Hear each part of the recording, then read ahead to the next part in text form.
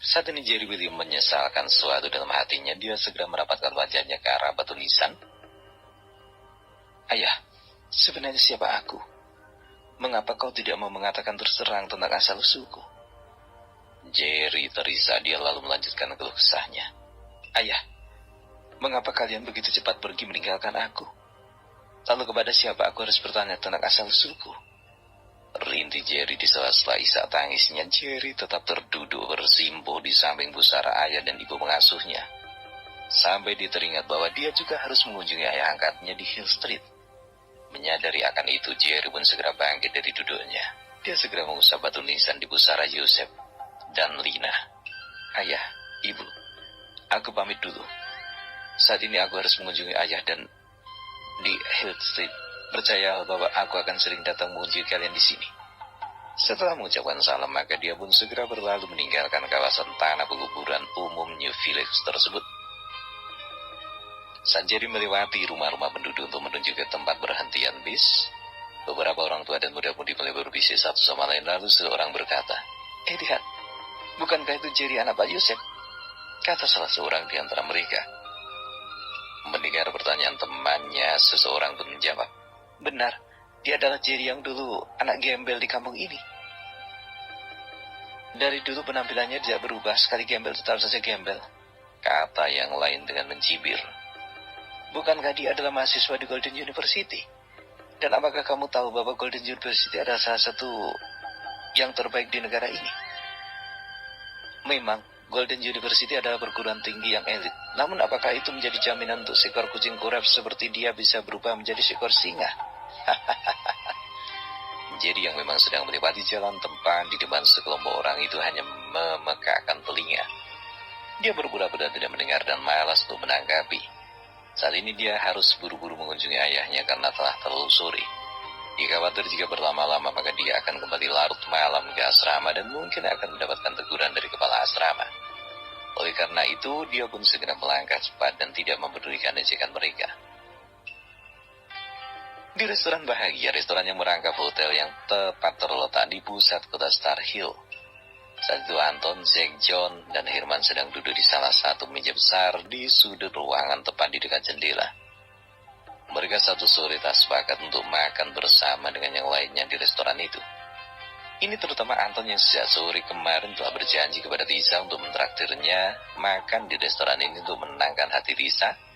Setelah sore Sabtu lalu, dia telah menghina Jerry di depan Lisa dan dia tidak menduga olehnya bahwa Lisa sangat membela Jerry. Dia sempat marah kepada Lisa dan Jerry, namun dia segera sadar jika dia tetap bersikap arogan di depan Lisa, maka dia pasti akan kehilangan salah satu di tempat bidadari surga itu. Oleh karena itu, maka Anton sangat bersemangat kali ini. Dan yang lainnya juga sangat bersemangat itu karena selain Lisa, di sana juga ada 3 gadis lainnya, yaitu Rina, Jenny, dan juga Rindy. Tidak ada di antara mahasiswa di kampus yang tidak mengagumi kecantikan keempat gadis itu. Ambil contoh Lisa, sebagai salah satu dari 4 bidadari Golden University, dia cantik, memiliki tinggi semampai dan langsing, kulit putih dan memiliki level tersendiri. Pokoknya jika Lisa ingin menjadi seorang model, maka perusahaan modeling pasti akan berlomba-lomba untuk mendapatkan tanda tangannya. Begitu pula dengan Rindy, Jenny, dan Rina. Di antara keempat gadis itu, Rina yang paling lembut, sedikit lebih imut dan paling manja. Ukuran tubuhnya juga sedikit lebih kecil dari yang lainnya. Ini membuat John menjulukinya sebagai peri kecil dari kayangan. Lisa, Jenny, Rindy, dan Rina tidak pernah sombong kepada siapapun. Mereka sangat mudah bergaul, bahkan dengan Jerry, Daniel, dan Ryan. Setelah Rico terkenal miskin pun mereka tidak sombong. Ini adalah poin tambahan bagi keempat gadis itu. Mereka tidak pernah memandang harta, status, dan latar belakang. Intinya mereka tidak mengukur sebuah persahabatan itu dengan materi. Saat ini Anton mulai membuka pembicaraan agar suasana tidak menjadi kaku, dan Anton pun berkata kepada mereka yang ada di tempat itu, "Aku mendengar bahwa di antara kalian akan ada yang berulang tahun tidak lama lagi." Mendengar Anton berkata seperti itu, Herman pun langsung berkata, "Apakah itu benar?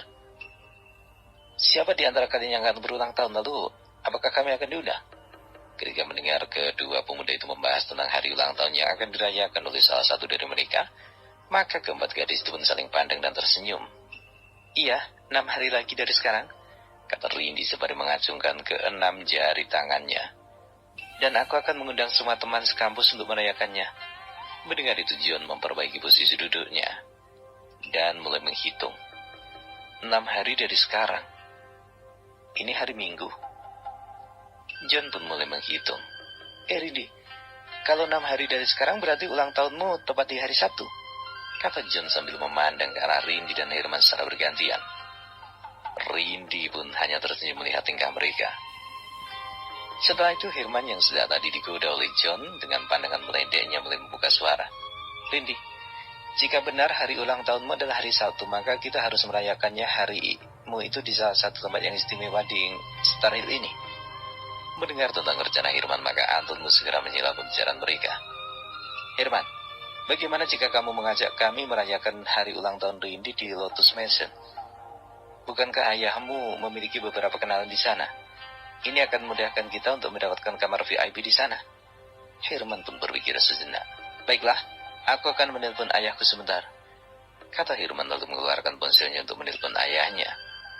Setelah panggilan terhubung, terdengar satu suara di seberang sana. Adakku, ada apa kamu menelpon ayah? Mendengar di seberang telepon ayahnya bertanya, maka tanpa basa-basi Herman pun langsung berkata, Ayah, apakah ayah memiliki kenalan di Lotus Mansion? Aku ingin menyewa kamar VIP di sana untuk merayakan hari ulang tahun sahabat baikku, ayah. Setelah Herman berkata demikian, maka suara di telepon pun menjawab. Oh, Lotus Mansion, itu bukan masalah besar, ayah akan mengatur semua untukmu. Namun ayah ingin tahu siapa temanmu yang sedang berulang tahun dan apakah dia laki-laki atau seorang gadis. Mendengar pertanyaan ayahnya, Herman pun sedikit malu-malu. Ayah, temanku itu adalah seorang gadis, kata Herman dengan wajah merona merah. Mendengar penjelasan Herman yang sepertinya malu-malu, terdengar suara gelak tawa penuh semangat di ujung telepon.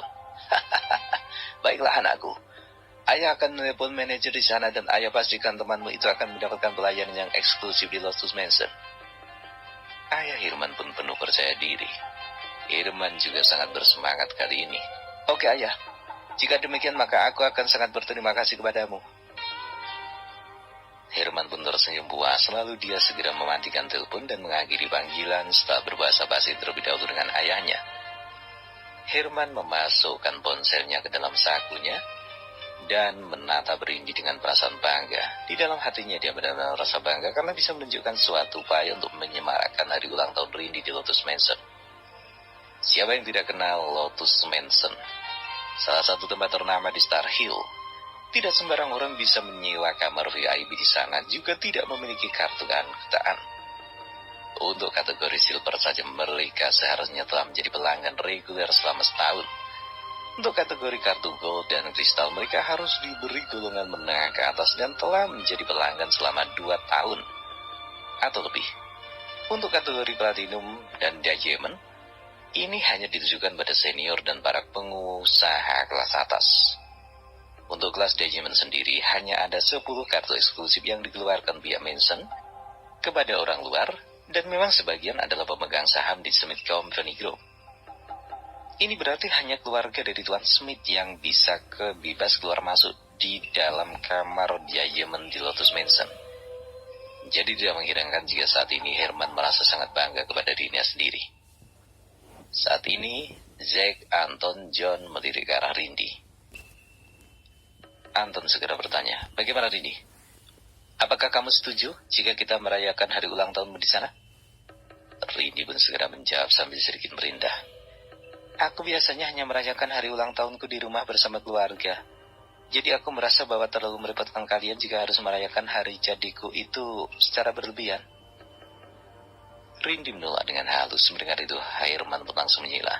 Rindy, tidak ada yang merasa direpotkan, asalkan kamu setuju maka kita akan merayakan hari ulang tahunmu di Lotus Mansion, kata Herman dengan sedikit meyakinkan Rindy. Benar Rindy. Kamu hanya perlu setuju dan jangan merasa membuat kami repot. Selain itu, ayah Herman juga telah menjamin akan mengatur sebuah kamar VIP untuk kita merayakan hari ulang tahun di sana. Kali ini John mencoba meyakinkan Rindy.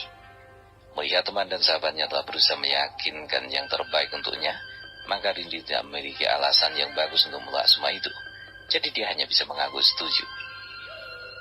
Melihat Rindy menyetujui tawarannya, orang yang paling bersemangat adalah Herman. Dia segera bersorak gembira diikuti tepuk tangan dari yang lain. Sudah bukan rahasia lagi bagi mereka semua bahwa Herman sudah sangat lama mengejar cinta Rindi. Namun dia selalu tidak memiliki kesempatan untuk mengungkapkan isi hatinya. Baru hari ini dia melihat peluang itu terbuka dan dia tidak menyia-nyiakan kesempatan yang langka itu.